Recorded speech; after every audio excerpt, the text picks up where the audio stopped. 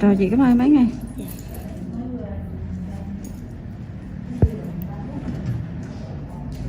Còn ngủ cổ làm gì? Không cần ăn cái bình thường thôi chị.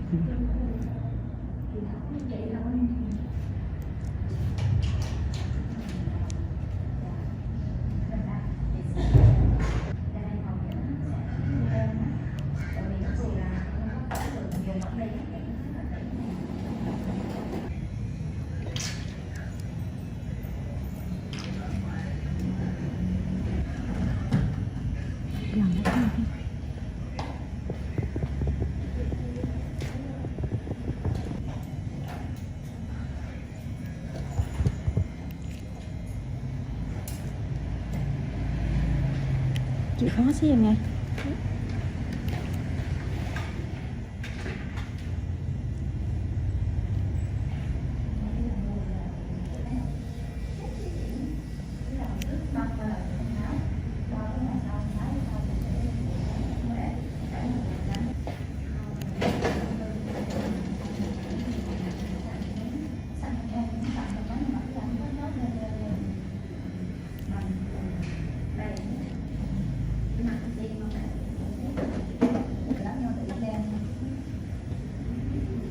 Tiếng nước làm gì? Cái là món này giá ở đây nó bị dư.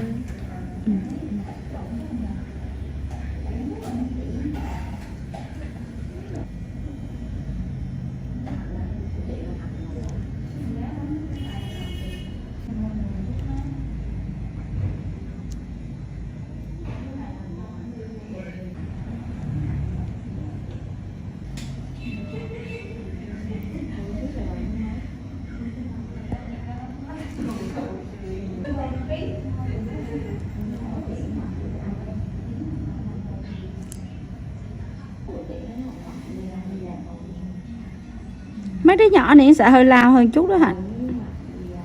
Được mấy lần rồi Hạnh? Hạnh đỡ chưa? Ghê đó hả? Lần thứ 4 luôn à? Thôi mạnh quá thì từ từ chứ.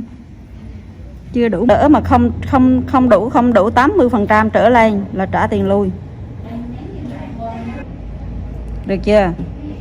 Tới cái đủ sung của hắn là Long tưởng đỡ luôn Hạnh. Đúng rồi, người mạnh người yếu chứ.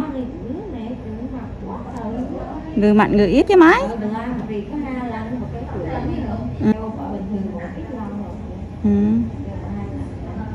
Con chị Nguyễn bán nó chỉ cỡ 3. Cho sao? Rồi.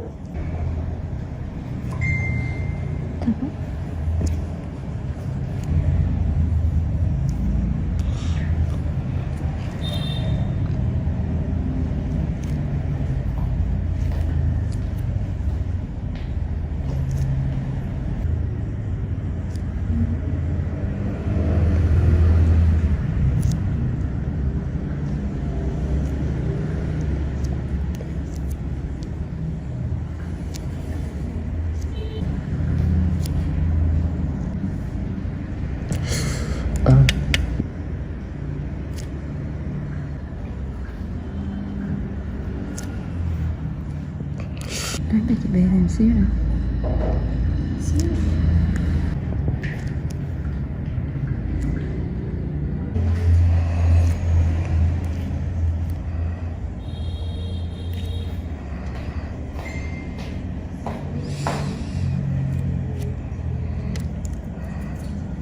Ủa Kiến hồi sáng rồi ra, hồi sáng rồi Kiến đứng ở mô. Kiến đây bạn chị Kiến vô nhà bé đi xe hả? Tao là giờ đi về trễ quá, tao đâu gì nhở cái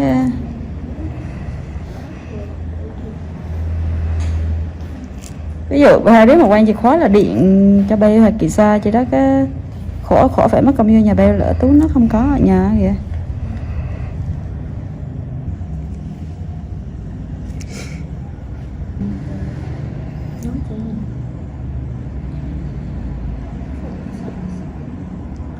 Cho chị mượn đi. Kệ rút ra. Tiếp.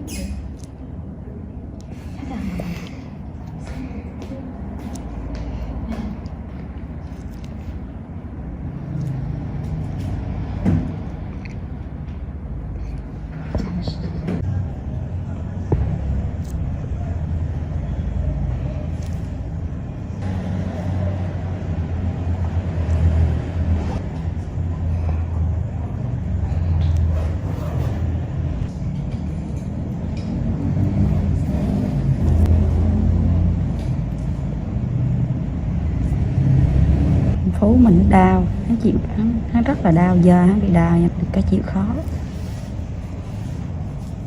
Nhưng mà hắn chịu khó, cái thằng khớp mà đau như đó ai đi lòn. Phú mình được cái chịu khó nên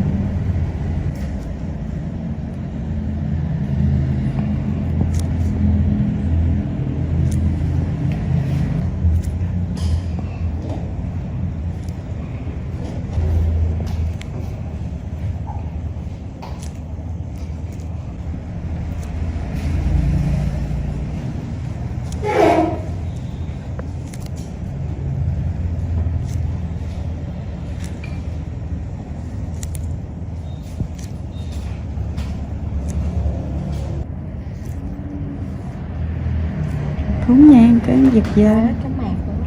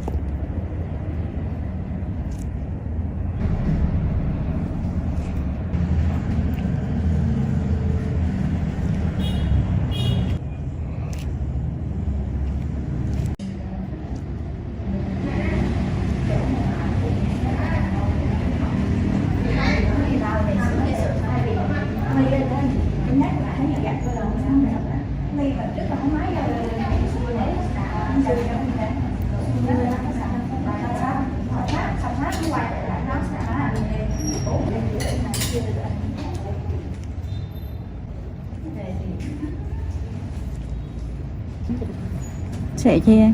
Xe bóng. À không. Hắn thăm hay là ra? Thăm. Hắn thăm thì mua thuốc gì bao vô? Sao hai đồ chuyện như này? Đi sang chỗ nó cứ vặn một cái đèn trước sang màu vàng thì nó đẹp như thế này. Đang bị thăm à?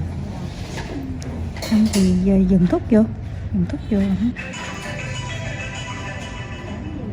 tay bên kia kia.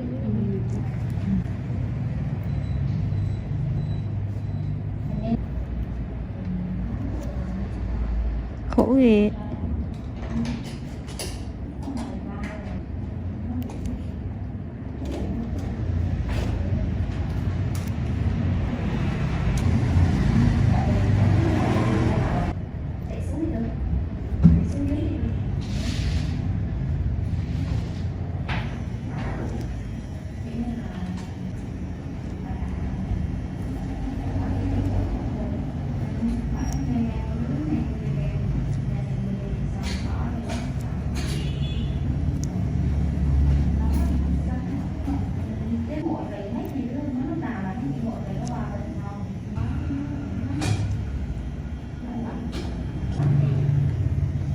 Cái câu mà á Giàu lắm.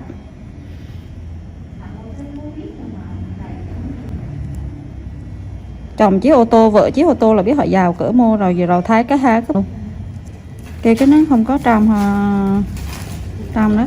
Em bao nhiêu tiền chị? À của em 80 em.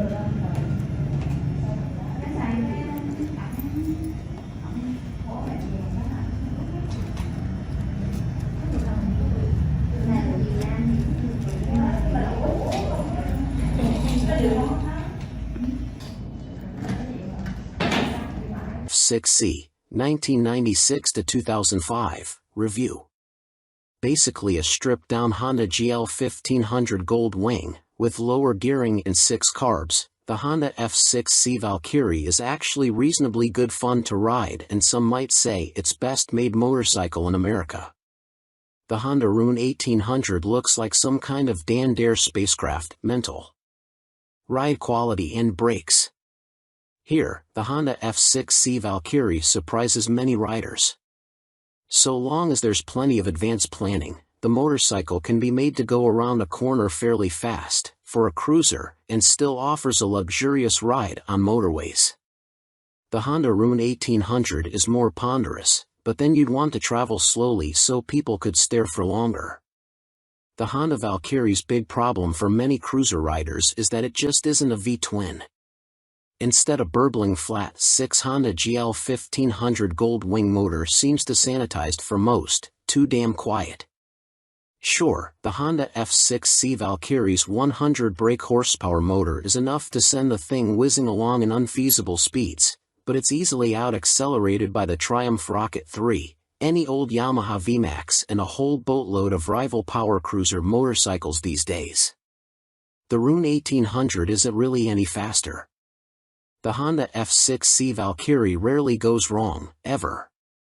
It is a beautifully made motorcycle, with lavish chrome, thick paintwork and an engine that can cover 100,000 miles with basic oil/filter changes. The main problem with the motorcycle is keeping its hundreds of nooks and crannies clean. Double that cleaning time on the Honda Rune 1800. Our Honda Valkyrie FC6 owners' reviews show a very reliable bike, which is the norm for Hondas. For most of its life it was available as a personal import from the USA, and there aren't that many around, which keeps resale values high. Honda F6C Valkyrie motorcycles with the hard luggage touring kit on seem to be sought after. Buy a good used motorcycle and you can 5 years biking for about $2,000 in depreciation. The Honda Rune 1800 costs big bucks and is for lotto millionaires and poseurs only. Huge brakes, beefy forks and a proper two-person saddle are some of the useful features on the Honda F6C Valkyrie. It could use the reverse gear of the Gold Wing and there's no screen as standard on the Honda F6C Valkyrie. Naturally, there's a whole phone book of accessories to be had, from both Honda and US aftermarket motorcycle accessory suppliers. Sci-fi bodywork on the Rune looks stunning. Welcome to BBC Motor Reviews channel. KTM 1090 Adventure, 2017 on review. The chassis copes with the extra power with ease. In fact, it feels like it could handle a further 25 brake horsepower.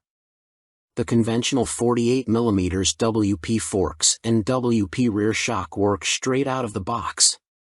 The forks are non-adjustable, but on our test route that didn't pose any problems. A 170 section rear tire and the 1090's relatively low weight enable it to be hustled with ease.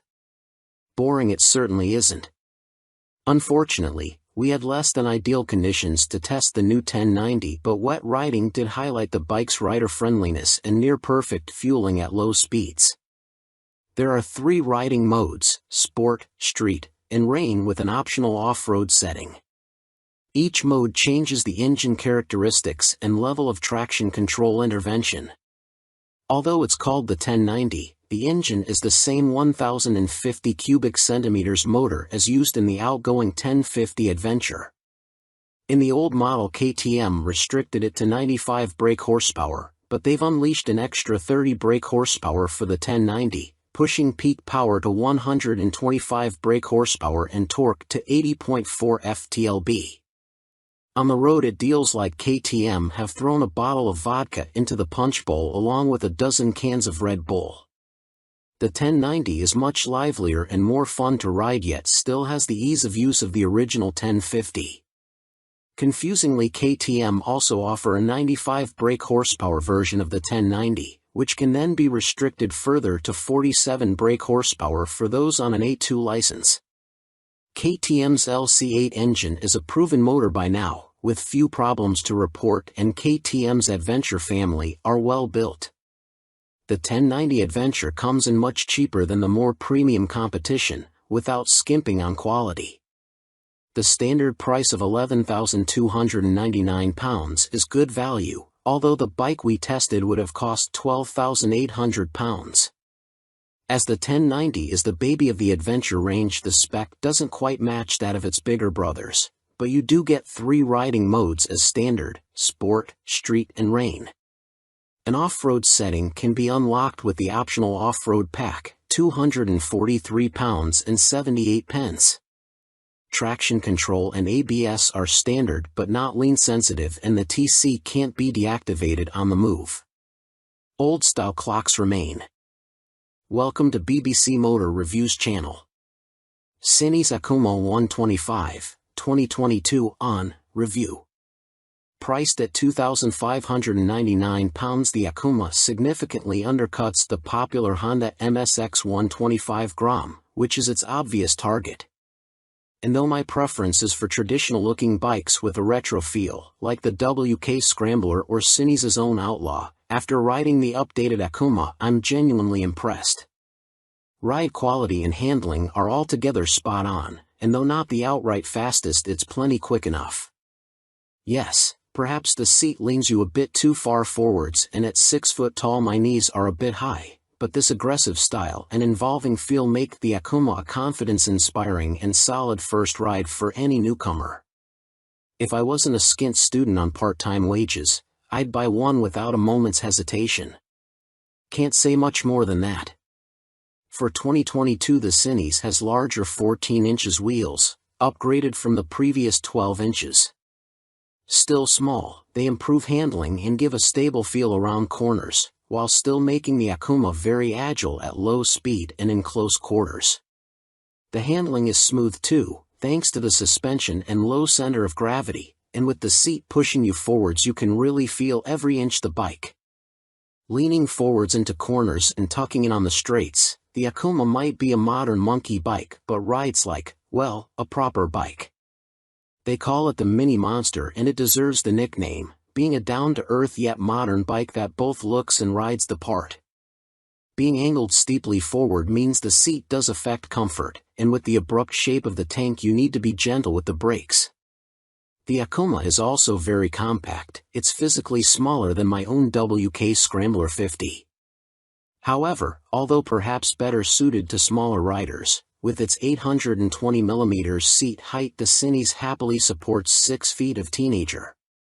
Both the front and rear brakes very good, and they're combined, which means the front is linked to the rear. There's no ABS, however. Being air-cooled instead of liquid-cooled doesn't really match the modern style of the Akuma, and with 9.7 brake horsepower it's not as powerful as other more modern bikes. However, this also means welcome simplicity and you'll get your money's worth of reliability. It's also fast enough. Accelerating sharply and with a more than adequate 67 miles per hour indicated top speed, the Akuma feels swift and has the smoothest, easiest gear change of any 125 cubic centimeters bike I've ridden. Most noticeable of all the Akuma's features is the 3-tiered exhaust. It's not just an eye-catching MV Agusta styling trick but 3 fully functioning pipes that sound ace as well as looking great. With aggressive shapes, new blacked-out finishes, steel trellis frame, which is non-structural, and its raised tank giving the look of an arched back and so resembling a big cat, go on, imagine, riding the Akuma makes me feel like I stand out from the crowd. Which is important for the teenage market. Switchgear, components and overall finish look and feel pretty good for a $2,500 bike. Some fasteners and smaller parts will need coating with anti-corrosion treatment for winter use, but that's true of some bikes costing 5 times as much. And overall the Cinis does a good job of disproving preconceptions about cheap, flimsy Chinese bikes. Honda's trendy MSX 125 GRM costs £3,849. Yes, it's a bit nicer finished than the Cinis and will hold its value better, but it's only got the same power, and the extra £1,300 over the Akuma can be a big ask for a cash-strapped teen. Benelli's TNT 125 is also made in China and costs the same as the Cinis. It's got a couple of horses more and a neat-looking trellis frame, but it's also a tad gaudy and in your face.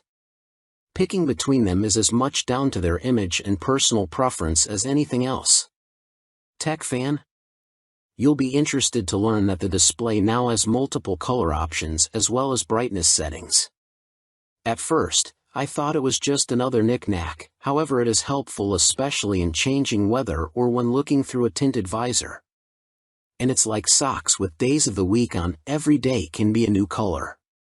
The display is also crystal clear and comes with a small array of function as expected: time, trip, odometer. Something that I quite like are the large buttons that the Cinis uses. None of this tapping the wrong control malarkey, just big simple buttons, easy as you like. 2019, Cinis Akuma launched late in the year as a 2020 model. Modern monkey bike with air-cooled 4-stroke single and 12-inch wheels. 2022, upgraded with larger wheels, jazzy new clocks, plus more refined styling and colors. Replacing the stock bike's KYB suspension, the SP features Gen 2 Öhlins semi-active suspension, NIX30 SV forks and a TTX36 SV shock, which automatically controls the damping levels while leaving spring preload manually adjustable. Featuring spool valves rather than traditional needles valves, which Öhlins claim deliver faster adjustment and a more accurate responsiveness at the low and high ends of the adjustment range, the SP suspension can be set in one of 3 semi-active damping modes, A1, A2 or A3, or one of 3 manual setting, M1, M1 or M3, which remove the semi-active function and allow fixed damping settings to be selected via the dash. An incredibly impressive system, the semi-active suspension responds to undulations in the road surface instantly, smoothing them out and making the SP feel like it is gliding over the bumps. Harsh ones still give you a kick, but unlike on a conventional system, the semi-active damping instantly recovers and keeps the MT nicely composed, a feature that reduces its tendency to shake its head when exiting bends under hard acceleration. On the UK's roads, A2 is the best option for bumpy B roads where A1 suits fast, smoother road better, and A3 is more for straight-line cruising, as when the pace ups it feels a bit soft at the rear end. And the SP's brakes are better too. Fitting braided steel lines can make a bike's brakes feel horribly dead at the lever as they lack rubber lines comforting initial squish. However, on the SP there is still enough feel to allow you to apply small amounts of pressure accurately via the new Brembo Radial Master cylinder. They don't scream race bike and aren't as fierce in their bite as some rivals' setups, but are fine for use on the road, and it is great to see the SP and stock MT now featuring cornering ABS thanks to the addition of an IMU in this latest generation. Good and bad news with the new Euro 5 compliant engine. Starting with the good, thanks to the revised fuel injection system, the throttle response is now smooth. In B mode, A mode is still a bit too aggressive for road use, and the crossplane's enhanced mid-range surge of power is staggering, as is the wonderful offbeat sound, which has been tuned through a new intake system and feel. But despite lengthening its gearing, the MT remains a noticeably thirsty bike and recorded 41 miles per gallon on our test ride, which is what Yamaha claim, but still equates to a range of just 155 miles until the 17-liter tank is empty. If you opt for the SP, alongside the Öhlins suspension you gain braided steel brake lines as standard, as well as a 3-piece belly cowl, black bars and levers, and a stitched seat. Unlike the stock bike, which comes in 3 color options, cyan, blue and black, the SP is only available in Icon Performance, and it also features a polished metal finish on its swing arm where the stock bike has a black painted one. Everything else, including the engine and electronics package, is identical between the two MT10 models, which is good news for MT10 owners but a bit disappointing for SP owners who may feel like they deserve something extra to brag about aside from suspension. Which brings up the question of price. The MT10 SP costs £2,500 more than the stock MT10 at £16,000, which is tantalizingly close, especially when you look at a finance package. On a PCP deal after a £3,000 area deposit, you are looking at paying about £35 a month more for the SP when compared to the stock bike. That's about the price of a takeaway meal for two every month, which seems a small sacrifice to gain that all-important Öhlins bling. In terms of running costs, both the SP and stock MT10 have the same poor fuel economy and cost roughly the same to insure and service, so that's not a factor in ownership, and the SP should hold its residual value a bit better. How does it stack up against its rivals? Very well. The SP is £16,000 where a Ducati Street Fighter V4 is £19,551 or £21,651 in S-Guise with semi-active suspension.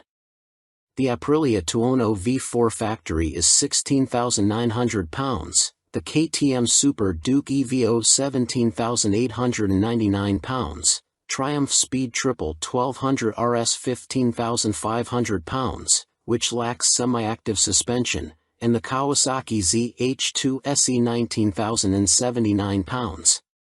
Sharing the same tech package as the stock MT, the SP is no less impressive when it comes to its safety assists. Thanks to a 6-axis IMU you get cornering ABS and TC as well as slide control and anti-wheelie that sit alongside an up/down shifter, engine braking control, cruise control and variable power modes, all of which are controlled via the new 4.2-inch color TFT dash, which lacks connectivity. While the electronics perform faultlessly, and the quickshifter is excellent, it is tricky to see which of the various acronyms you are selecting should you wish to tweak their. Welcome to BBC Motor Reviews channel. Triumph Rocket 3, 2020 on review. Suspension, steering and stopping are all worlds ahead of the previous Rocket 3, and as a result it now feels like a laughably large but comprehensively capable motorcycle, rather than a cartoon cruiser caricature. Related, 2020 Triumph Rocket 3 TFC news on MCN. First impressions might be dominated by the Rocket's vast proportions and the curiosity factor of cramming a motor larger than a typical family car between two wheels, but after a day spent studying the quality details, experiencing the meticulously managed power and appreciating the enormous improvements in refinement, you walk away feeling thoroughly impressed.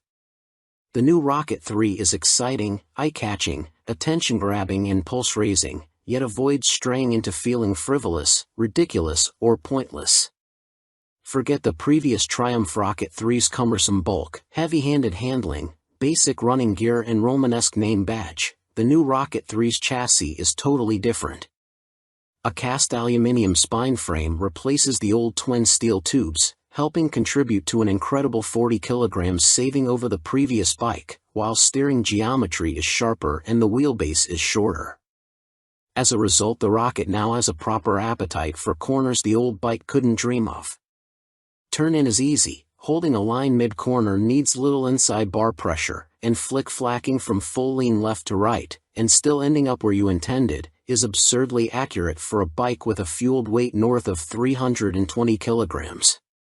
Suspension is by Showa, with 47mm adjustable upside-down forks up front, and an adjustable monoshock monitoring the shaft drive. No electronic adjustment though, the clickers are all manual. The front's set pretty firm, meaning you can haul hard on the flagship Brembo Stylema front brakes. Even the rear brake is a 4-pot radially mounted caliper, to generate huge stopping force without the bike trying to tie itself in knots. Ride quality is generally good, though the short travel shock, just 107mm, has to work hard and can feel bouncy. Drive hard and you can clearly feel the rear end of the bike jack up though, a result of the torque reaction from the shaft drive being unchecked by any kind of parallelogram setup. The Rocket 3 comes in two flavors, Roadster R and Touring GT, with the main difference being riding position. The R has a higher seat, mid-set foot pegs and narrower bars, giving a more aggressive Street Fighter stance, while the GT's lower seat, feet-forward controls and wider, higher bars give a relaxed, cruiser feel. Everything is transferable between the bikes, meaning you can create whatever kind of muscle power touring cruiser you like. Into the bin goes the Rocket 3's 2,294 cubic centimeters triple, replaced by this all-new, gruntier, smoother, cleaner, stronger and smaller 2,458 cubic centimeters engine. Huge 110.2 mm pistons eclipse the old 101.6 mm items, while stroke is significantly reduced, down from 94.3 to 85.9 mm, allowing Triumph to make a shorter motor. Peak torque is identical to the previous Rocket 3 Roadster, at 163 lb-ft, but the new motor holds onto that grunt for longer as revs climb. Where the previous Rocket's torque curve fell away sharply above 2,500 rpm, the new motor has a much fatter, flatter delivery. As a result, headline power is up to 165 brake horsepower. But as ludicrous as that might sound, the reality is that it's immensely easy to use. All that prodigious power is carefully controlled by the ride-by-wire throttle and predictive, lean-sensitive traction control, while output is restricted in lower gears and top speed is electronically limited to 138 miles per hour. It's a beast, but one of those big, fluffy, gentle, cuddly chaps from a Disney film. The colossal torque spread means you can ride it however you like. Plunk it in one gear and dip into the immense grunt from 2,500 to 5,500 rpm if you're feeling lazy, or chase the 7,000 rpm redline and work the new sweet-shifting 6-speed gearbox for maximum thrills. There's even an optional two-way quickshifter in Triumph's accessory catalog, if you like changing clutchlessly. It's a completely new machine from nose to tail, so only time and miles will deliver a verdict on reliability. Service intervals are set at a car-like 10,000 miles, suggesting the motor is in a fairly mild state of tune and Triumph have confidence in it. Looking over the bike in the metal, everything appears high quality, as you'd expect for 20,000 pounds. The exhaust headers are a particular highlight, the welds look neat, while the hydroformed curves are apparently a huge pain to produce. Everything seems tucked away neatly, there are no vulgar cables or hoses dangling about anywhere, and wiring runs inside the handlebars. Details like the Monza-style petrol, coolant and oil filler caps are pleasing, while the clever flip-out pillion pegs are a neat design. Our Triumph Rocket 3 owners' reviews show there have been some issues for some buyers, in particular corrosion, electrical and mechanical problems. Seemingly the rear brake can often stop working, for example, and needs attention from a dealer. Have a good read through before going for a test ride. Clearly it's not a cheap bike, though an ultra-capacity extreme muscle cruiser never was going to be. The Rocket 3R is 19,500 pounds on the road, that includes almost all the gadgets, apart from the two-way quickshifter and the heated grips. The GT version, which includes the heated grips, a fly screen and a pillion backrest, is 20,200 pounds. Both are roughly on a par with Ducati's Diavel 1260S, 20,041 pounds. A Harley-Davidson Fat Bob 114 starts at 15,825 pounds, but doesn't have a fraction of the Triumph's tech, torque, pose or poise. If you want to go properly left field, a Moto Guzzi MGX21 is 19,999 pounds. Running costs probably won't be any kinder on the wallet. Triumph claimed the motor returns 41 miles per gallon, but our test ride suggests it's closer to 35 miles per gallon. That 240 section, 16-inch rear tire isn't cheap either. Sign picking the bike up in March I have had a headlight replaced under warranty, main beam sticking on, and the second which has really put me off was the rear brake losing all braking power. It has been back to my dealer who changed the fluid for a better one but was told that Triumph know there is an issue and they are working on it. I thought anything to do with brakes on a 163 pounds of torque monster would be the #1 agenda. First service only. The fuel economy is not bad so far, 43 to 45 miles per gallon. That is with occasional spirited riding thrown in. 2 stars is because after 6 months I was offered £13,500 from the dealer to buy it back. Even WBAB offered considerably more, so not much faith in the brand and will likely be going back to BMW. Equipment. The Brembo brakes are top-notch. The stopping power and feel is superb, the ride comfort is less so. I am a big old guy and no matter how I try to adjust the rear suspension, the ride is harsh on anything but smooth tarmac. The roads in Herefordshire where I live are amongst the worst in the UK and backache sets in after about 2 hours. I have purchased an Airhawk DS seat pad which has transformed the comfort, but it's still not all day comfy like my old Rocket. The tank is so wide you have to ride legs apart, which at motorway speeds the wind blast makes your hips ache trying to keep tucked in. In the end I made and fitted a pair of Perspex front fork air deflectors to solve the discomfort. I didn't go for the quick shifter or the navigation package, as for me they don't offer much in the way of the overall riding experience. The TFT display is good, but on some settings it is too fussy and hard to read. I opt for the screen that shows speed, revs, gear selection and fuel status. That's enough for me. There are a few niggles with this bike that could be better. The original screen doesn't give much wind protection and the rear hugger design is total crap. In the rain you get covered in road crud halfway up your back. I bought an aftermarket hugger which left some wiring exposed, so I ended up fitting this over the top of the original hugger. Problem solved. I purchased the accessory panniers and rear rack to give the bike some touring capability. These panniers are okay but are quite small and are not as rigid as I would have liked. The optional rear rack is stated as only good for 3 kilograms, which means fitting my fully loaded Kuryakyn Grand Tour bag on the rear may be more than it can withstand. Guess I will soon find out, as there is little room on the pillion seat. One of the best design features on this bike are the fold-away pillion foot pegs and the folding pannier mounts. If anyone is thinking about buying this bike for some serious touring, then you will need a few aftermarket bits to iron out its touring limitations. Welcome to BBC Motor Reviews channel. Yamaha Fazer 600, 1998 to 2004, Review and Used Buying Guide. Related, Easy Fit Kit turns Yamaha Fazer 600 into retro race rep. In fact, since Yamaha stopped the FZS 600 Fazer's production in 2003, it has taken them until the launch of the Tracer 700 to replicate the Fazer's magic formula. However, in 1999 the Yamaha Fazer 600 was the best-selling bike in its class, and by 2002 the firm had sold over 83,000 units. There is a reason the Yamaha Fazer has such a strong following. As soon as its wheels start to turn you are right at home. It is ease personified, and most of this warm feeling comes from the wonderful motor. With the Fazer, Yamaha got the basics right, and that's what makes it such a great bike. The tank range is long, the seat comfortable, the fairing effective, the brake sharp and the motor strong in the mid-range and extremely reliable. The suspension may be a bit baggy, but if that's the Yamaha Fazer's only real fault 22 years after it was launched, then that's not bad going.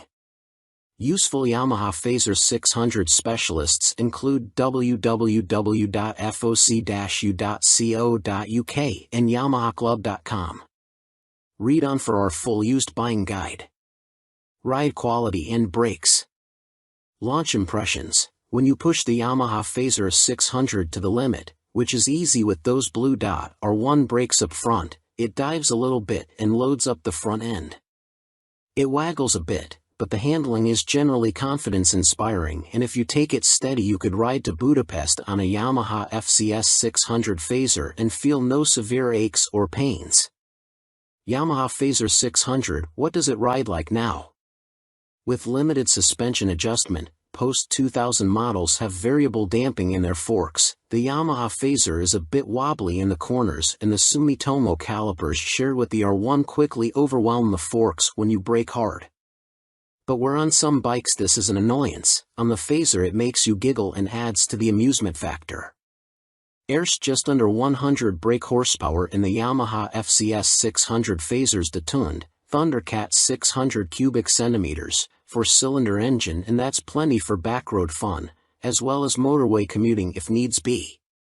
The Yamaha FCS 600 Phaser delivers its power in a wide spread, and the 6-speed gearbox is there if you feel like playing tag with sports bikes.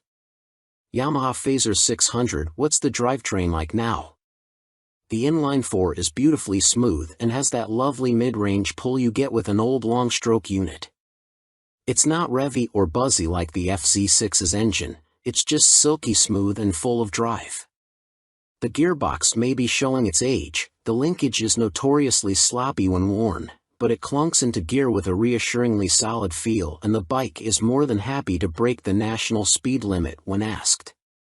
The Yamaha Phaser is a fairly well-made motorcycle, and except for the black painted downpipes rotting away, or the brake calipers seizing up, the Yamaha Phaser doesn't suffer big problems.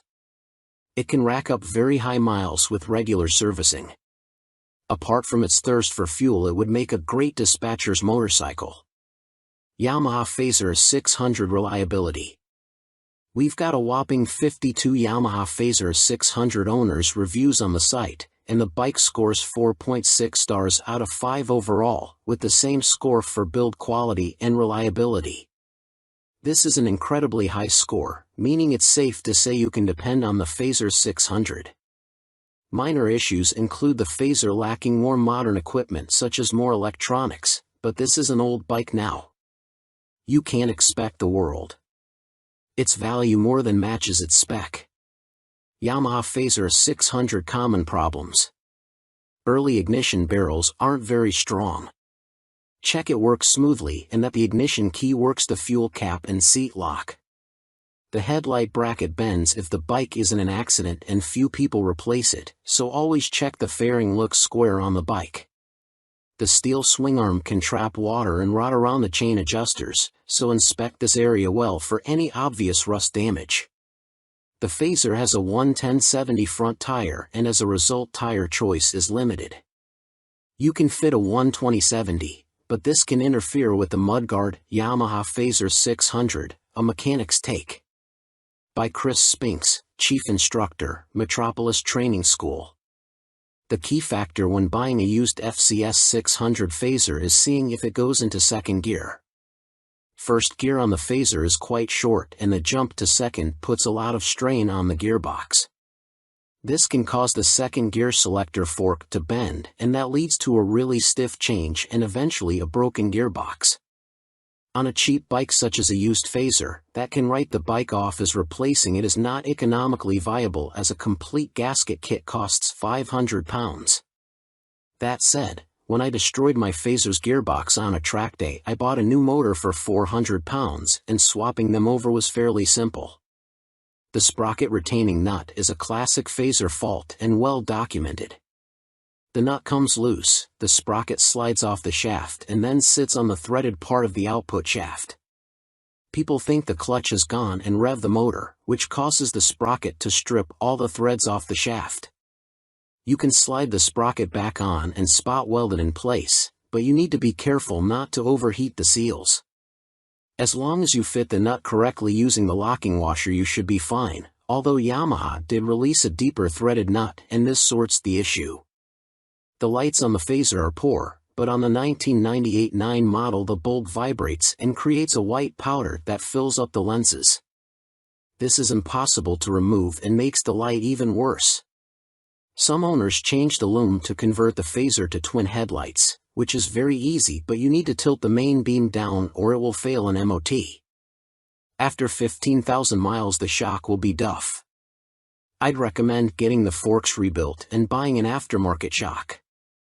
Don't be tempted to go for a stiff fork springs. I've found softer ones works better. When it comes to the finish, the paint likes to flake off from the engine's fins, so don't jet wash the engine, and check the downpipes. The motor is totally bulletproof, but the cam chain tensioner can need changing and it is a nightmare to get to.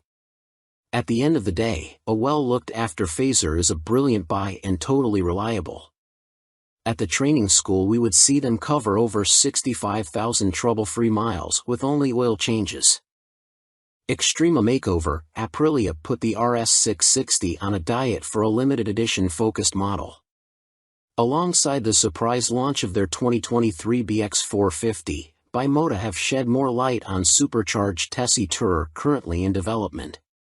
Now officially called the Terra, we first caught glimpse of the bike as a basic design sketch at the 2021 EICMA show, with a spokesperson for the Rimini firm later confirming to MCN that it would be powered by the 4-cylinder motor found in Kawasaki's Ninja H2SX range.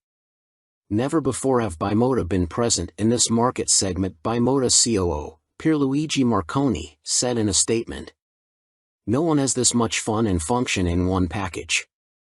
The Terra is an attention grabber that will act like a halo for Bimota by attracting further consumer attention to our impressive vehicle lineup, he continued. Although details remain scarce, Bimota have gone into some depth on the new steering system, which sits diagonally between a front subframe and the front wheel. There are no front forks like a conventional motorcycle, which should aid front-end stability and the ability to trail brake into a corner. This is because braking forces are kept away from the front suspension, leaving it free to deal with bumps in the road. These systems can reduce front-end feel though. Until now, Tessies were only made for the sports segment, Marconi told MCN at EICMA 2021, we'd like to put the Tessie name to adventurers, tourers, and bikes like that. Our philosophy is to have two lines of bikes, he added. One is the Tessie line and one is for more traditional models. We like to follow the two concepts, because although a Tessie chassis has a lot of advantages, for some riders it is still too much of a novelty. Alongside the funny front end, Bimota have also confirmed that the Terra will receive semi-active suspension developed in partnership with Marzocchi. The ride height can also be adjusted either manually or electronically by 30 mm. Also expect to find 5-spoke forged alloy wheels too, which should help to keep unsprung mass down. It went from first sketch to full-size model in few months using computer-aided design, Marconi continued. You ride some bikes because you have to, but you ride these Bimota because you want to.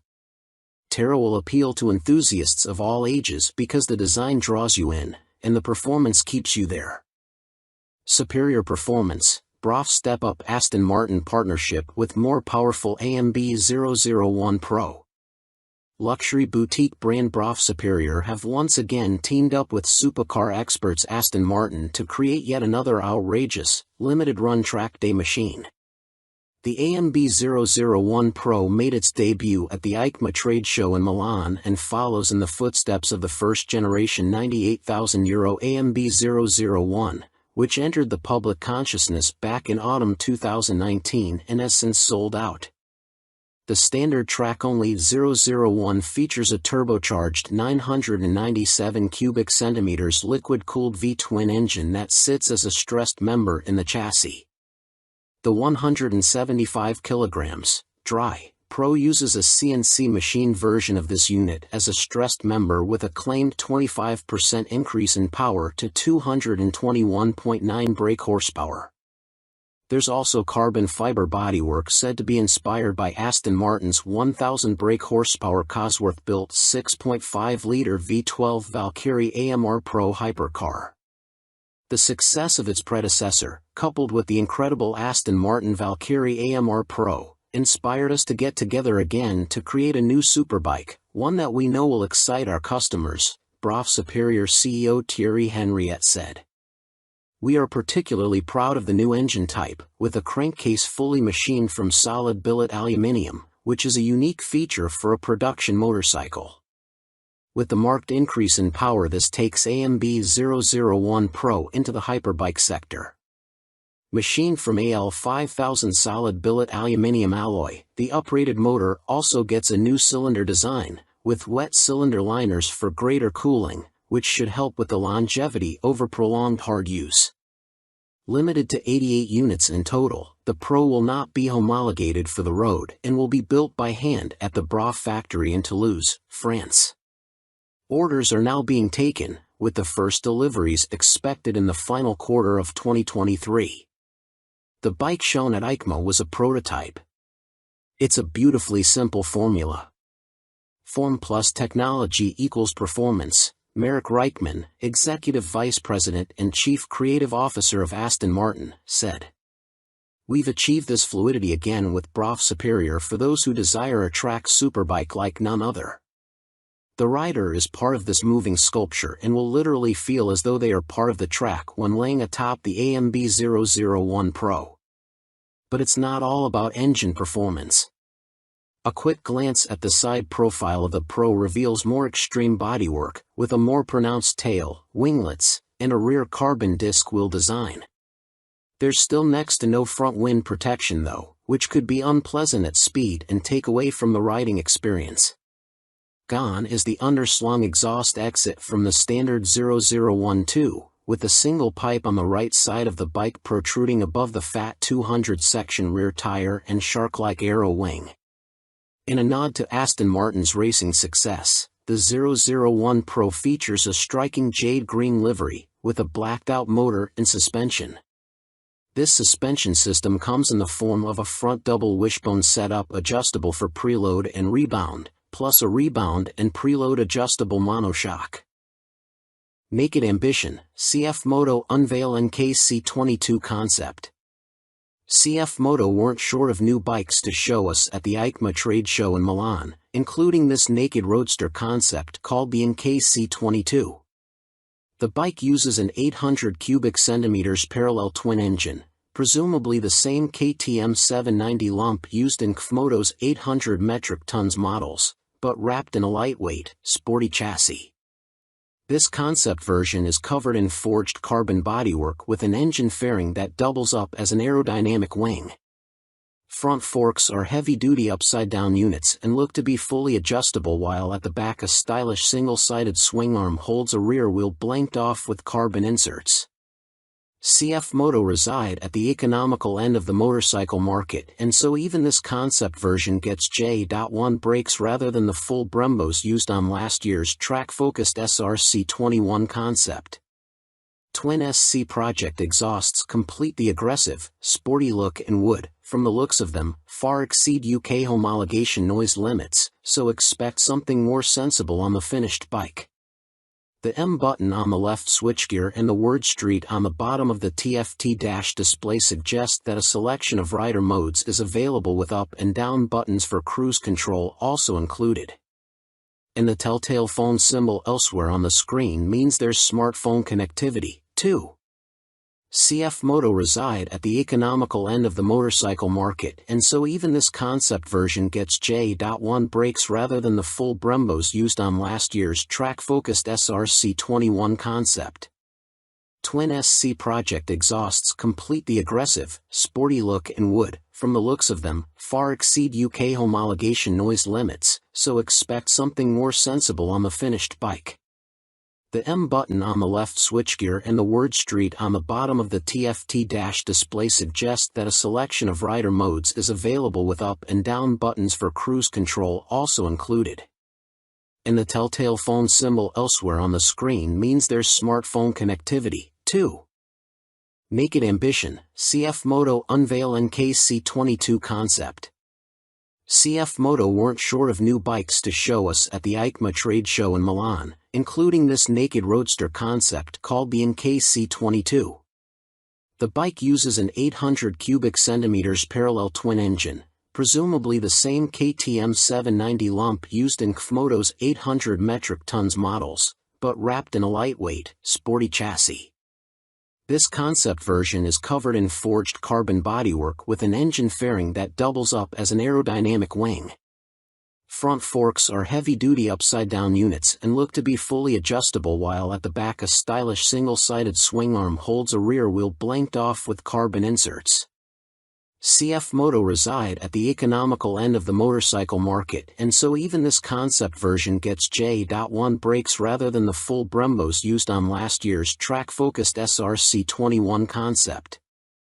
Twin SC Project exhausts complete the aggressive, sporty look and would, from the looks of them, far exceed UK homologation noise limits, so expect something more sensible on the finished bike. The M button on the left switchgear and the word Street on the bottom of the TFT dash display suggest that a selection of rider modes is available with up and down buttons for cruise control also included. And the telltale phone symbol elsewhere on the screen means there's smartphone connectivity, too. CF Moto reside at the economical end of the motorcycle market, and so even this concept version gets J.1 brakes rather than the full Brembos used on last year's track-focused SRC21 concept. Twin SC Project exhausts complete the aggressive, sporty look and would, from the looks of them, far exceed UK homologation noise limits, so expect something more sensible on the finished bike. The M button on the left switchgear and the word Street on the bottom of the TFT dash display suggest that a selection of rider modes is available with up and down buttons for cruise control also included. And the telltale phone symbol elsewhere on the screen means there's smartphone connectivity, too. Fantic released their first twin, the Caballero 700 Scrambler. Fantic has revealed their first modern-era twin-cylinder machine with a 700 cubic centimeters scrambler joining their Caballero range. Fantic are making the most of their partnership with Yamaha, announced at the beginning of 2021, as the bike uses the 689 cubic centimeters, liquid-cooled Euro 5 engine seen in the MT-07, Tenere 700 and R7. There has been no retuning of the CP2 twin either, as Fantic claim the Caballero will hit the showrooms in April next year, boasting 75 brake horsepower and around 50 lb.ft of torque, identical to the R7 and considerably more than the 40 brake horsepower and 31 lb.ft of torque of the Caballero 500 Scrambler. Elsewhere, the 700 sports the same 19 inches front and 17 inches rear, aluminium, spoked wheels as its small-capacity sibling. The engine sits in a single backbone-style frame made from CRMO steel attached to an aluminium swing arm, giving it a wheelbase of 1,460 mm, 35 mm longer than the 500 version. One of the most immediately obvious differences between the two capacity scramblers is the exhaust system. The new 2-1-2 setup runs under the engine, over the swing arm to exit in roughly the same position. Both machines have a seat height of around 830 mm. Connecting frame to wheel will be a 45 mm upside-down fork made by VRM Marzocchi. The Italian manufacturer also supplies the rear monoshock with preload adjustment. Brembo is the manufacturer of choice for the calipers, with a 4-piston unit gripping the 330 mm front disc and a 2-piston, 245 mm setup on the rear. In another first for Fantic, cornering ABS will be standard on the 700.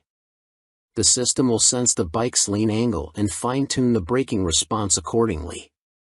Traction control also makes its debut to the Fantic lineup, with both rider aids and 3 rider modes, road, off-road and custom, manipulated via a 3.5 inches TFT display with Bluetooth connectivity. A 14-liter fuel tank may be a little on the small side, although the claimed 180 kilograms curb weight should prove competitive when it comes to commuting or a bit of backlane scratching. An expected price tag of around £9,000 may put some off, although stylish looks, proven engine and handling potential could tempt many. Stuart Prestige. By Stuart Prestige. All-weather rider with a penchant for long tours and hours in the saddle. You may also like. Honda released £30,000 limited edition McGuinness 100th TT Star Replica Fireblade SP. Who do you think you are, John McGuinness? Well, now you really can live out your TT fantasies, as Honda reveal they will build 30 examples of this CBR 1000RR Fireblade SP John McGuinness 100th TT Start Replica Edition in celebration of the road racing legend's phenomenal accomplishments on the island. The headline visual difference from the stock bike is the bold replica of the paint job John raced with for his 100th TT start. But this is more than just a replica paint job, there's a whole host of other upgrades to add to the exclusivity. The stars aligned for me to be back on a Honda Fireblade for my 100th TT start, says McGuinness. It's an awesome bike and has meant so much to me over my career. I'm proud of my connection with its place in TT history and of this, my replica. John McGuinness is the second most successful TT racer of all time, next to the late, great Joey Dunlop, and while revered as road racing legend, he has also had an exceptional short-circuit career, having raced in 24-hour world endurance races like the Bol d'Or and Le Mans, 500 cubic centimeters GPs, and the Daytona 200. He's a former British 250 cubic centimeters champion, has ridden in World Supersport and finished third in the 2009 British Superstock Championship. Making his TT debut in 1996, he won the Best Newcomer title in the 250 cubic centimeters class. 3 years later, he took his first win, the 250 cubic centimeters lightweight TT. Over the ensuing 2 decades, 1999 to 2019, he has accumulated an incredible 47 podiums and 23 TT wins, as well as being the first to break the 130 miles per hour lap barrier on a Honda Fireblade, no less. So, what do you get for your 30,000 pounds? In addition to the already high spec of the CBR 1000RR Fireblade SP which underpins the replica, the limited edition blade gets a full replica paint job incorporating gold detailing and a film strip showing all of John's TT starts on Hondas. Unsurprisingly, this is where it deviates from his actual race bike, which also pictured his TTs on other manufacturers' bikes, and 100th start sponsor logos.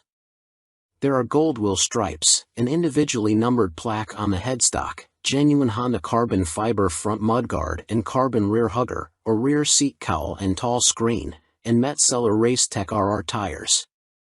On startup there's a ring of fire screen animation as the display loads, and 30th anniversary logos on the smart key and laser engraved on the Akrapovic muffler, marking the machine's special place in Honda history. And to cap it all, there's John's signature on the airbox cover. Honda are even offering the opportunity for a personal handover from John McGuinness MBE himself, at Honda Racing UK in Louth. If that's not enough, you'll also get a custom Fireblade garage mat, genuine Honda accessories indoor bike cover, 3D laser engraved crystal featuring a design of the John McGuinness 100th start replica.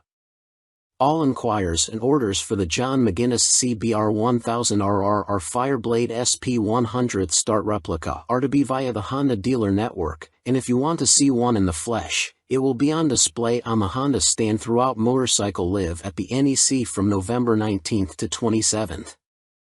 Fantic released their first twin, the Caballero 700 Scrambler. Fantic has revealed their first modern-era twin-cylinder machine with a 700 cubic centimeters Scrambler joining their Caballero range. Fantic are making the most of their partnership with Yamaha, announced at the beginning of 2021, as the bike uses the 689 cubic centimeters, liquid-cooled Euro 5 engine seen in the MT-07, Tenere 700 and R7. There has been no retuning of the CP2 twin either, as Fantic claim the Caballero will hit the showrooms in April next year, boasting 75 brake horsepower and around 50 lb.ft of torque, identical to the R7 and considerably more than the 40 brake horsepower and 31 lb.ft of torque of the Caballero 500 Scrambler. Elsewhere the 700 sports the same 19 inches front and 17 inches rear, aluminium, spoked wheels as its small capacity sibling. The engine sits in a single backbone-style frame made from CRMO steel attached to an aluminium swing arm, giving it a wheelbase of 1,460 mm, 35 mm longer than the 500 version. One of the most immediately obvious differences between the two capacity scramblers is the exhaust system. The new 2-into-1-into-2 setup runs under the engine, over the swing arm to exit in roughly the same position. Both machines have a seat height of around 830 millimeters. Connecting frame to wheel will be a 45 millimeters upside-down fork made by VRM Marzocchi. The Italian manufacturer also supplies the rear monoshock with preload adjustment. Brembo is the manufacturer of choice for the calipers, with a 4-piston unit gripping the 330 mm front disc and a 2-piston, 245 mm setup on the rear. In another first for Fantic, cornering ABS will be standard on the 700. The system will sense the bike's lean angle and fine-tune the braking response accordingly. Traction control also makes its debut to the Fantic lineup, with both rider aids and 3 rider modes, road, off-road and custom, manipulated via a 3.5 inches TFT display with Bluetooth connectivity. A 14-liter fuel tank may be a little on the small side, although the claimed 180 kilograms curb weight should prove competitive when it comes to commuting or a bit of backlane scratching. An expected price tag of around £9,000 may put some off, although stylish looks, proven engine and handling potential could tempt many. Stuart Prestige. By Stuart Prestige. All-weather rider with a penchant for long tours and hours in the saddle. You may also like 70s Superbike Stunner, MV Agusta Super Veloce 1000 Serie Oro. MV Agusta may not have been directly participating in the EICMA show in Milan last week, but it didn't stop them stealing the headlines with this stunning Super Veloce Serie Oro.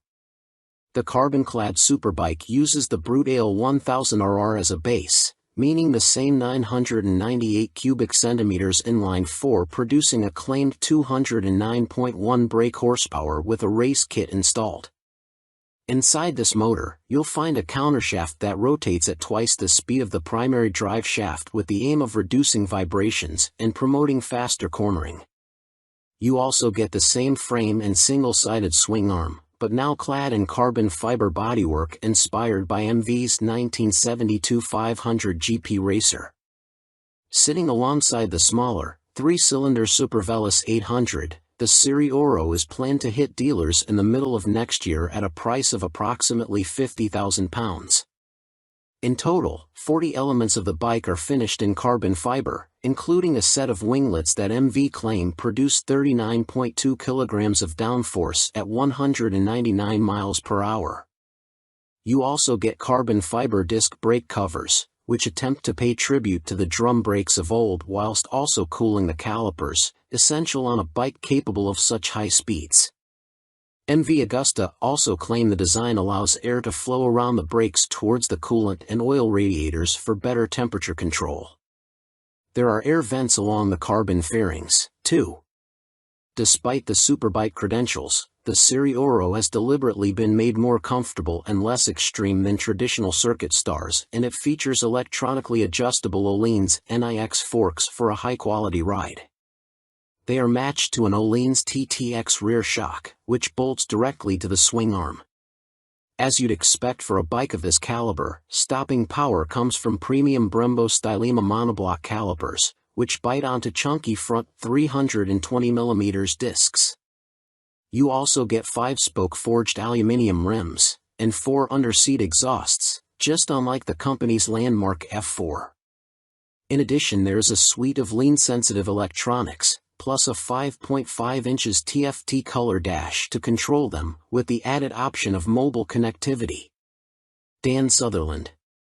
By Dan Sutherland. News editor, sports bike nut, and racing fan.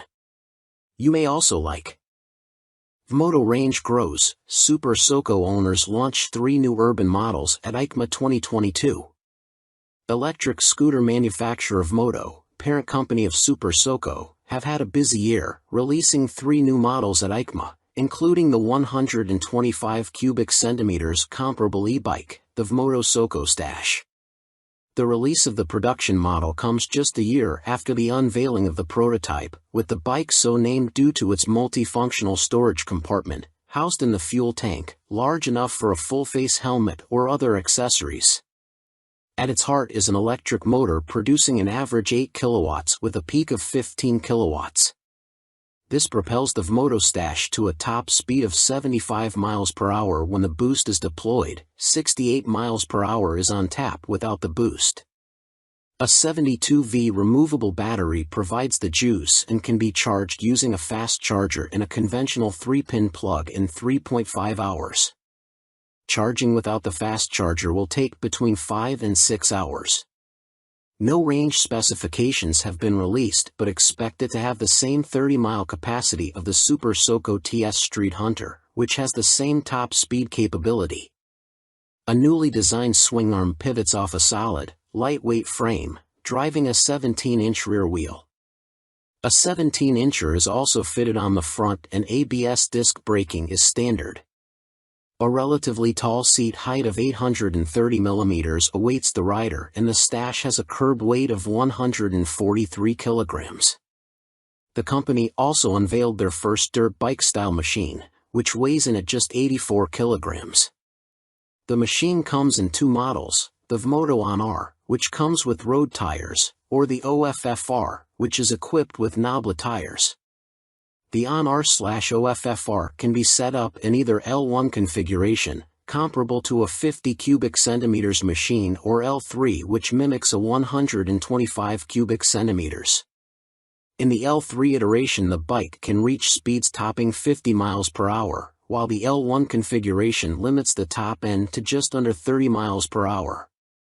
Vmoto claim a range of up to 90 miles with recharge times taking 2 hours for the L1 configuration and 3 hours for the speedier L3.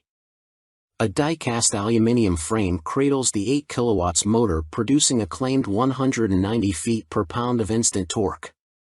A swing arm with a single rear damper secures the belt-driven, rear-spoked wheel. No retail price has been provided. The Vmoto Soco F01 scooter is, technically speaking, not a new bike, as it was available as part of a commercial fleet, but now will be available to the general public, the company also announced at EICMA. The urban commuter will, like the On/OFFR models, will be available as an L1 or L3 configuration.